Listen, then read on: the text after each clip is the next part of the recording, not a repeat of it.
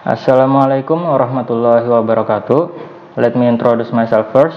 My name is Arianda Nur Firdaus, and now I am in the 5th semester at Polytechnic Negeri Banjarmasin. Today I would like to talk about Marvel. I'm pretty sure most of us have already knew about Marvel. They are the creators of well-known fictional superhero characters such as Spider-Man, Iron Man, Captain America, Hulk, and many others. This presentation is divided into three main parts. Firstly is about history of Marvel, secondly is about the journey of Marvel, and then is the conclusion. Let me start by the history of Marvel. The history of Marvel.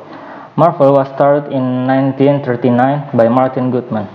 Martin Goodman was known as the best publisher of pulp magazine and comic books. In need to capitalizing the growth of comic books, starring the superheroes, he created timely publication. In 1939, the legendary icon Stanley Martin Lieber, commonly known as Stan Lee, joined the timely publication as an office assistant to Martin Goodman. Stan Lee was the cousin of Martin's wife. After the World War II, Americans had lost their interest in superheroes, which ultimately led timely publication to rebrand as the Atlas Comic in the 1951. With this, Martin dropped the idea of publishing more superhero comics for a while and focused on genres like horror, humor, science fiction, etc. In 1956, the rival company, DC Comics, was establishing itself by bringing the superheroes back with their hit title, Justice League of America. Later, to challenge their rival company, in 1961, Atlas Comics has rebranded as Marvel Comics, and thus, from that time, the continuation of rivalry between the DC Comics and Marvel Comics is going on. The journey of Marvel Studios. Stan Lee, being the most influential person of the Marvel history, started building the roots of Marvel. Various famous comics like Fantastic Four, The Hulk, Spider-Man, Doctor Strange, X-Men, and etc. brought new characters to Marvel. Majority of Marvel characters made motion picture appearance throughout the 60s, 70s, and 80s. The Spider-Man movie aired on TV in 1977, along with the most popular character, Doctor Strange, aired on CBS in 1978. Marvel Studios still didn't exist at that time though. Therefore, 5 years later, on December 1986,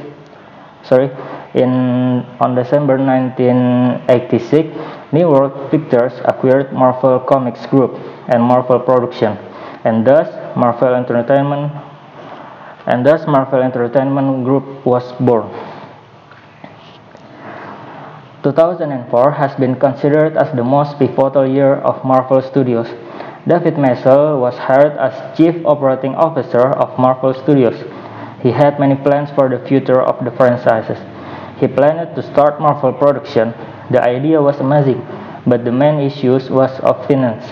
But David managed to crack a deal with Wall Street firm Merrill Lynch. Marvel received $525 million loans from Merrill Lynch, but on a condition: if Marvel failed to make that money back within 7 years, they'd have to give up the rights to 10 Marvel characters, including Ant-Man, the Avengers, Black Panther, and Nick Fury. Luckily, in 2005, Marvel came over a distribution deal with the Paramount Pictures, allowing them with the character rights to Iron Man, Thor, and Black Widow. With this deal, Marvel announced that Iron Man would be its first independent production. 2007 was a year of crucial decision, as Marvel had taken the risk and promoted junior executive Kevin Feige to be president of Marvel Studios. This was a crucial decision that paved Marvel's path toward success. Starting with the release of Iron Man in 2008, after nearly 70 years in the making of the history of Marvel Studios, It was the 2008 release of Iron Man that catalyzed its success. And from then, Marvel began delivering consistently fantastic films. In June of 2009, Marvel Entertainment was acquired by Disney for $4 billion along with the distribution rights for the Avengers and Iron Man 3. Kevin Feige is attributed with the later success of Marvel Studios due to his shrewd and creative decisions such as adding cameos of Stan Lee in every movie, then adding the after credits, and the most major decision was casting Robert Downey Jr. And his vision of an inclusive Marvel Cinematic Universe allowed Marvel Studios to emerge as one of the first film franchise ever, and definitely the most successful in film history. Now, worth of the Marvel Cinematic Universe franchises is more than $17 billion. In 2019, the 22nd film in Marvel Cinematic Universe, Avengers Endgame, was released and went on to break numerous box office records in various markets. Worldwide, it set the record for highest grossing film of all time and the fastest cumulative grosses through $2.5 billion. Conclusion: Marvel has entertained the world for 80 years, but their journey is not as smooth as we thought.